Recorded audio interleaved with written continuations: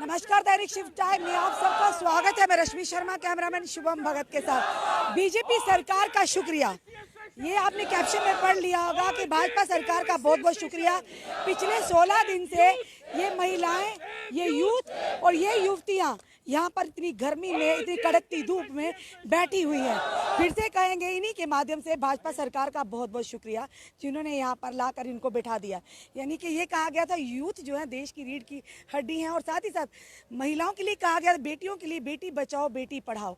तो आज उन्हीं बेटियों को यहाँ पर बिठाने के लिए बहुत बहुत धन्यवाद। चलिए बात करेंगे, जिस तरह से आपने देखा लगातार ये कर रहे हैं, अपना प्रदर्शन कर रहे हैं, और उसी प्रदर्शन के चलते कहीं ना कहीं भाजपा हेडक्वार्टर के बाहर इन्होंने टेंट भी लगा दिया है।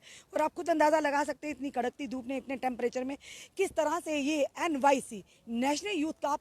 सबसे पहले कई हमारी जनता जो भी इस समय व्यूवर देख रहे हैं, कुछ मिसकंसेप्शन पूरी तरह से उनको ये चीज़ें, आखिर ये एम्प्लॉइज हैं कौन। सबसे पहले आसिफ जी से ये जानेंगे NYC के कितने एम्प्लॉइज हैं, किस किस डिपार्टमेंट में लगे, किसके माध्यम से लगे, और आपकी मांग क्या है, ये हम जनता के साथ स्पष्टीकरण करना चाहेंगे जी। देखिए, NYCs जो हैं वो जम्मू कश्मीर के हर पंचायत में, और ये सब मेरिटोरियस हैं जो मेरिट बेसिस पे लगाए गए थे डिफरेंट डिपार्टमेंट्स पे। हमारा बाकायदा कैबिनेट ऑर्डर है, और कैबिनेट ऑर्डर्स भी देने वाले यही लोग हैं। हमारे पास SRO है, SRO 520 है, वो देने वाले भी ये लोग हैं जो आज बंद AC के कमरों में बैठ के खाली एश्योरेंस दे रहे हैं। यहाँ पे हम बैठने का मकसद है कि यहाँ पे यूथ के लिए कोई पॉलिसी नहीं है। हमारे लिए SROs हैं, अपनी मर्जी से नए नए ऑर्डर्स निकाले जाते हैं। 12 साल हमने यहाँ ज़िंदगी के दे दिए, और डिफरेंट डिपार्टमेंट्स में जो काम कोई नहीं कर सकता वो NYCs को लगाया जाता है। आपने कहा कि SRO 520 के तहत लगाए गए थे, उसमें क्या आपके लिए एक पॉलिसी थी, या क्या आपको मंजूर थी वो पॉलिसी जिसके तहत आज आप प्रदर्शन कर रहे हैं? देखिए, हमें लगाया 520 के साथ नहीं था, हमें लगाया जो पहले मेरिट बेसिस पे था 2010 में, बट उसके बाद हमारा एक कैबिनेट ऑर्डर हुआ कि इनको एजुकेशन में लगाया जाए। तब उसके बाद PDP और BJP की गवर्नमेंट आई, इन्होंने कहा कि हम वेरीफाई करवाएंगे कि ये मतलब ट्रांसपेरेंट तरीके से लगे हैं या नहीं लगे हैं। तो हमने इनको बताया, इन्होंने अपने तहत वेरीफाई किया, और फिर उसका रिजल्ट ये निकला कि ये ट्रांसपेरेंट तरीके से लगे हैं। उसके बाद इन्होंने हमें 520 दिया, और 520 SRO को हम चाहते नहीं, क्योंकि 520 में ये है कि एक पोजीशन क्रिएट करनी है। पोजीशन आप मुझे बताइए, इंडिया के किस स्टेट में या किस UT में ऐसा कोई SRO है जिसमें पोजीशन क्रिएट की जाएगी। पोजीशन का हम मतलब जानना चाहते हैं। अगर वो टीचर है तो वो टीचर है ना, टीचर की, और कैसे आप उसके ऑल्टरनेट में एक पोजीशन कौन सी क्रिएट कर सकते हैं।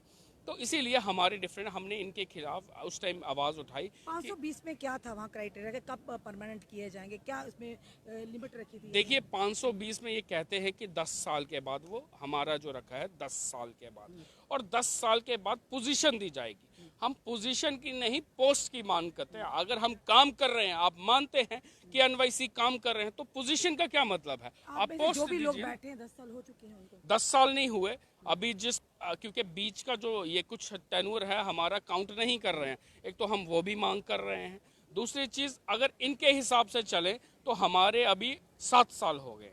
तो हम इन्हें ये कहते हैं कि 12 आप पिछले वाले भी काउंट नहीं कर रहे हो, अगले और 10 की बात कर रहे हो, तो फिर क्या रिटायरमेंट पे आप इनको रेगुलराइज करेंगे? तो ये कौन सा तरीका जो है जम्मू कश्मीर में चल रहा है। तो हमने इनसे डिमांड की, NYC, REK, REJ, रेबरे ज़रात, इनकी एक कमेटी बनाई गई थी, और इनके लिए एक ही SRO जो इन्होंने बोला है हम बनाएंगे, बट उसमें डिले किया जा रहा है। हम ये कहते हैं कि पिछले 3 सालों से हम ये सुनते आ रहे हैं कि हम इसको करने वाले हैं, ये जेन्युइन है, इनके साथ इनजस्टिस हुआ है, तो जस्टिस कौन करेगा? यहाँ पे बात तो की जाती है, देखिए आप, कि हम जम्मू कश्मीर के युवाओं के साथ हैं। युवा तो रोड पे हैं, हमें तो कोई पिछले 16 दिन से यहाँ पर बैठे हुए हैं ना, तो 16 दिन से बैठे, तो सामने भाजपा में, कैमरामैन से कहेंगे, सामने भाजपा का हेडक्वार्टर है, भारत की जनता की पार्टी। तो जनता अपनी दुविधाएं लेकर इन्हीं के पास जाएंगी। तो आप 16 दिन से यहाँ बैठे हैं, आपको क्या आश्वासन दिया गया, क्या आपको कोई पॉजिटिव रिस्पांस आया? देखिए, हमें आश्वासन दिया गया इन्होंने कि हमारी तो गवर्नमेंट नहीं है, यहाँ LG साहब है, LG एडमिनिस्ट्रेशन है, तो हम LG एडमिनिस्ट्रेशन से बात करेंगे, और आपको भी LG साहब से। कश्मीर तो अब केंद्र शासित प्रदेश हो गया, तो जो भी आदेश होगा केंद्र से आएगा। हमने तो वही सरकार की हमने वही चीज़ कहा कि आप इससे अपना पलड़ा नहीं झाड़ सकते, क्योंकि सेंटर में आपकी गवर्नमेंट है। माननीय प्रधानमंत्री जी, होम मिनिस्टर जी भी, प्राइम मिनिस्टर जो हैं, प्राइम मिनिस्टर साहब वो भारतीय जनता पार्टी से हैं, वो हम सब के प्राइम मिनिस्टर हैं और वो भी बात करते हैं युवाओं की। तो मैं उनको भी आपके चैनल के माध्यम से कहना चाहूँगा, माननीय प्रधानमंत्री जी, ये युवा हैं, युवतियाँ हैं, जिनको आप कहते हो कि बेटी पढ़ाओ और बेटी बचाओ। मैं आज कहना चाहता हूँ यहाँ पे बेटियाँ अपनी बेटियों को लेके रोडों पे हैं। तो जब बेटियों का फ्यूचर नहीं है, बेटियां अपनी बेटियों को भी लेके यहाँ आई हैं और ये बता रही हैं कि यहाँ पे एलजी एडमिनिस्ट्रेशन में ये हाल होता है बेटियों का। आज 16 दिन हो चुके हैं।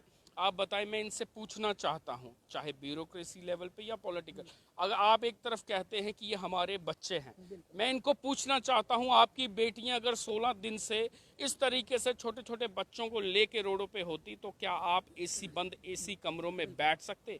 क्या आपका ज़मीर उस चीज़ की आपको इजाज़त देता है कि आप एसी में बैठें और आपके बच्चे इतनी धूप में रोडों पे हों? तो और जब तक इसका सलूशन नहीं होता, हम ये कहते हैं कि तब तक हम पीछे नहीं हटेंगे। जितने भी यहाँ एनवाईसीज बैठे हैं, कितने डिपार्टमेंट से लगे? लगभग मुझे लगता है 14 डिपार्टमेंट्स में हैं और कोई टीचर का काम कर रहा है, कोई हेल्थ में है, कोई रेवेन्यू में है, आरडीडी में है, सोशल आपका कहने वेलफेयर। का मतलब जिस डिपार्टमेंट में लगे उन्हीं में आपको एडजस्ट किया जाए, बिल्कुल। जिसके लिए आप काम कर रहे हैं, जिसको सर्व बिल्कुल कर रहे हैं। जी बिल्कुल, वहाँ पे पोस्ट है तब काम लिख कर रहे हैं ना। आज सब स्ट्राइक में हैं तो उनको भी कमी महसूस हो रही है। इट मीन्स कहीं ना कहीं उनकी ज़रूरत है। इतनी गर्मी में महिलाएं जो बैठी है, छोटी छोटी बच्चियों को भी हमने देखा लेकर, बच्चे भी निकले हैं बाहर और आप लोग भी बैठे हैं। इतनी टेम्परेचर बढ़ता जा रहा है कि लोग तो बाहर निकला ऐसी गाड़ियों में भी मुश्किल हो रही है। तो क्या ये चीज़ें नहीं दिखती कि government is by the people, of the people है, फॉर द पीपल है? पर ये किस तरह की सरकारें हैं? आपके द्वारा बनाई गई हैं, आपके लिए बनाई गई हैं, पर सुनवाई आपकी नहीं है। यानी देखिए, ये लोग एसी रूम में बैठे हैं, पर आप लोग यहाँ गर्मी में। मैं बोल रहा हूँ, ये तो परेशानी है। यहाँ पे ये सिर्फ स्लोगन्स रह गए हैं, खाली स्लोगन्स दिए जा रहे हैं, मगर प्रैक्टिकल रूप में कोई नहीं है। हम ये कहते हैं, आप देख सकते हैं सामने डॉक्टर जतिंदर सिंह जी का घर है, मैं उधमपुर से हूँ, उनको जिताने वाले हम लोग हैं, उनकी कॉन्स्टिट्यूंसी के लोग हैं। यहाँ उनकी कॉन्स्टिट्यूंसी के अगर कम भी होंगे 2000 लोग होंगे जिन्होंने उनको जिताया है। आज वो उस चेयर पे हैं कि वो इंसाफ कर सकते हैं, वो कम से कम कुछ ना कुछ कर सकते हैं, मगर वो हमारे एमपी भी हैं, वो भी बोल के राजी नहीं है। वो भी बोलते हैं हाँ जी ये बहुत कम है। हमने जब उनकी वोट लेना होता तो तब तो आप लोगों के जनता के घरों में पहुंच जाते, किसी को मामा, किसी को चाचा, किसी को भाई, किसी को माता जी बहन बना लेते हैं। और जब आप लोगों की बारी आती है तो बात सुनना तो दूर, आपके सामने ही नहीं आते, तो फिर क्या करें? देखिए ना, यही तो यहाँ पे, यही मैं आपको बता रहा हूँ, खाली स्लोगन्स हैं। स्लोगन्स यहाँ पे बहुत दिए जा रहे हैं, बट प्रैक्टिकल रूप में कुछ नहीं हुआ जा रहा। आप देखें, यहाँ बात की जाती है, मैं आपसे पूछता हूँ आपके चैनल के माध्यम से, आप कहते हैं हम जम्मू कश्मीर में तरक्की की तरफ ले जाएंगे। जब युवा रोडों पे है, मुझे समझाइए किस तरीके से आप तरक्की करवाएंगे जम्मू कश्मीर की? जो काम कर रहे हैं, जिनको आप यूथ का जो फ्यूचर है वो सिक्योर नहीं कर पा रहे। आपने जिनको रोजगार दिया है, जिनकी लगी हुई है, उनके साथ ये कर रहे हैं। जो बेचारे घर में हैं हमारे भाई बहन, उनके साथ आप क्या करेंगे? आप कहाँ से? ये गवर्नमेंट की रिस्पॉन्सिबिलिटी बनती है कि रोजगार देना, क्योंकि और जिनको यहाँ तो जिनको देना कहाँ से, जिनको दिया है आप उनके लिए कुछ नहीं कर पा रहे। तो हम ये कहना चाहते हैं कि अब ये खोखले वादे नहीं चलेंगे। अगर हम देख रहे, यहाँ पूरा जम्मू कश्मीर का यूथ इस टाइम देख रहा है कि एनवाईसी के साथ क्या हो रहा है, यूथ के साथ क्या हो रहा है। अगर इनके साथ, इनके लिए कुछ पॉलिसी नहीं बनाई गई तो आने वाले दिनों में हर पंचायत में, हर ब्लॉक में, हर डिस्ट्रिक्ट में प्रोटेस्ट किए जाएंगे। और जो सेंटर से मिनिस्टर्स भी हमने सुना है वो आ रहे हैं, उन तक भी हम अपनी आवाज़ पहुंचाएंगे और देखेंगे कि क्या रिजल्ट निकलता है। अब हमने ठाना हुआ है और जब तक हम अपने लिए हक लेके रहेंगे, क्योंकि हम अपना हक मांग रहे हैं, इनसे भीख नहीं मांग रहे। जो हमारी डिमांड है ये खुद मानते हैं कि ये जेन्युइन है। और 2500 की अगर जेन्युइन है तो फिर पूरी क्यों नहीं कर रहे हो? ये भी कहते हैं कि हमारे अपने हैं। जब भी हम इनसे सवाल करते हैं, ये तो हमारे अपने हैं। अगर अपने होते तो आप ऐसे थोड़ी ना धूप में बैठे होते। हम इसीलिए तो कह रहे हैं, ये तो अपने हैं, ये ना हो कि अपने वाले ही आपसे इतने दूर हो जाएं कि फिर अपना कोई ना दिखे। इसीलिए अभी आपके पास मौका है कि अपनों को अपने ही बना लो, तो उसमें बेहतरी है। नहीं तो आने वाले समय में कहीं ना कहीं आने वाले समय भुगतना पड़ सकता है। में आने वाले समय में जो होगा वो ये भी देखेंगे, हम भी देखेंगे और आप भी देखेंगे। जी, धन्यवाद। चलिए हम भी दिखाते हैं आपको, ये महिलाएं हमारी नारी शक्ति हैं। पिछले कई दिनों से हम भी देखते आए हैं इनको अपना परिवार छोड़कर यहाँ बैठी। हम प्रधानमंत्री जी, माननीय प्रधानमंत्री जी का खूबसूरत नारा था बेटी बचाओ बेटी पढ़ाओ, और कहीं ना कहीं बेटियों ने सराहा भी कि कम से कम देश के प्रधानमंत्री ने हमारे लिए तो सोचा। पर वही सवाल आज हम भी करना चाहेंगे भाजपा की सरकार से, नेताओं से, कि ये बेटियाँ कहाँ की हैं? अगर आप वाकई कहते हैं बेटी बचाओ बेटी पढ़ाओ और उनको सड़कों पर लाओ, क्या ये नारा कंप्लीट इनकम्प्लीट था, अब कंप्लीट हो गया क्या? और देखिए कितने दिनों से लगातार ये बहनें भी यहाँ पर बैठी हैं अपना घर बार छोड़कर, और ये जो युवा हैं कहते हैं देश की रीढ़ की हड्डी है, आप इन्हीं को तोड़ने पे लगे हैं। चलिए इनसे जानते हैं मैडम से। मैडम कितना मुश्किल है घर परिवार से उनको छोड़कर यहाँ पर आप सब बैठी हैं? मैम बहुत मुश्किल है, बहुत ही ज़्यादा मुश्किल है। कि आपको मैं बताती हूँ कि हम सुबह जब आते हैं ना तो हमारे बच्चे भी ये कहते हैं कि मम्मा आप ऑफिस जा रहे हो। अब हम उन्हें क्या बोलें कि हम कहाँ जा रहे हैं?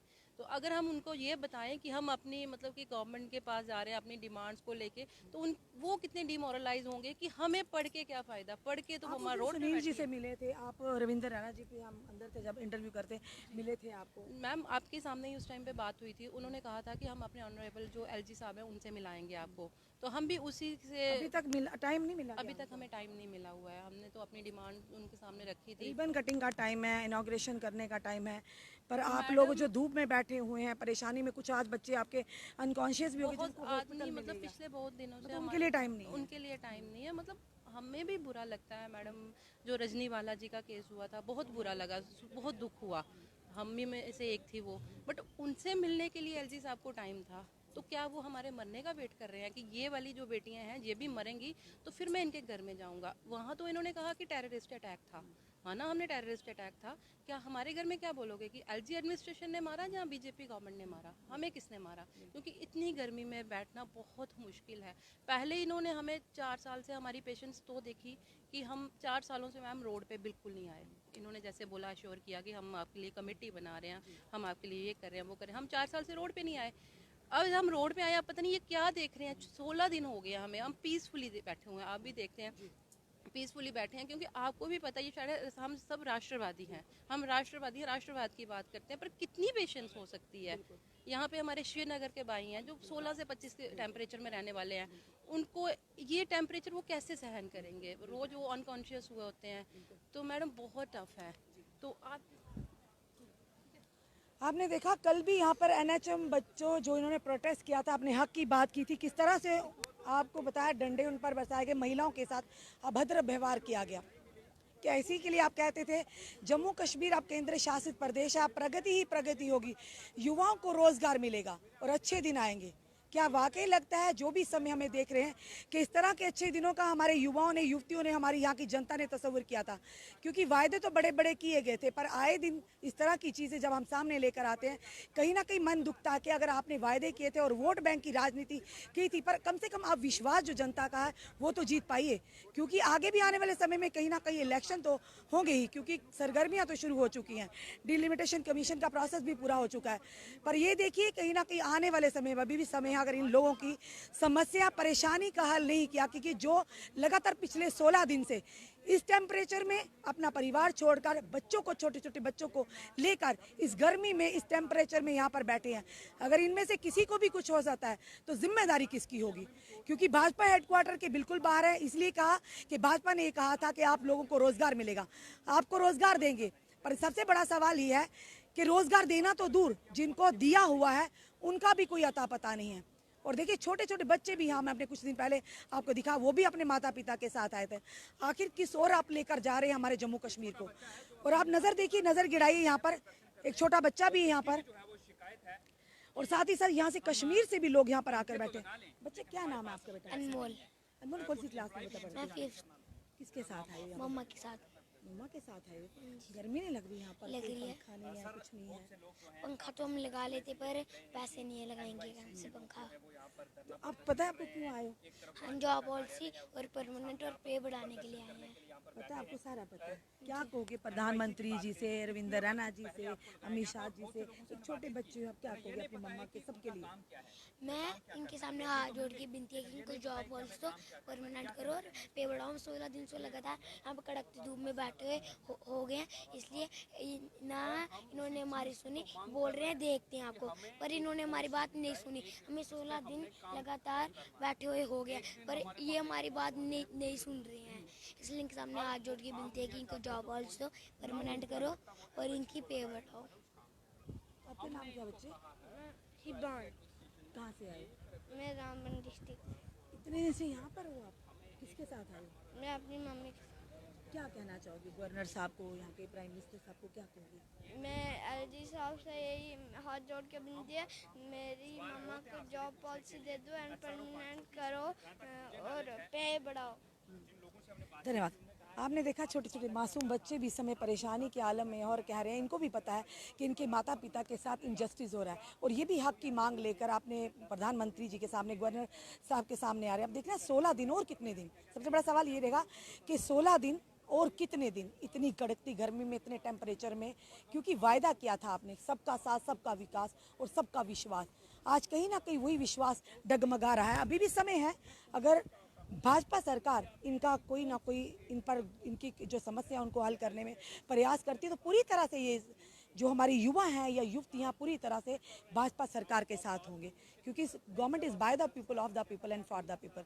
यही लोग हैं जिनके लिए सरकारें बनती हैं, यही लोग हैं जिनके लिए बनाई जाती हैं और इनके द्वारा ही बनी हुई सरकारें। तो अगर वही उन्हीं के होते हुए ये लोग अगर सड़कों पर हैं, परेशानी के आलम में, गर्मी में, बाहर गर्मी और धूप में सहन कर रहे हैं, तो कहीं ना कहीं बहुत बड़ा सवालिया निशान उठता है।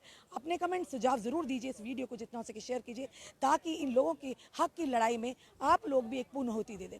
जुड़े रहिए ऐसे हमारे साथ अगले अपडेट के लिए। जय हिंद, जय भारत।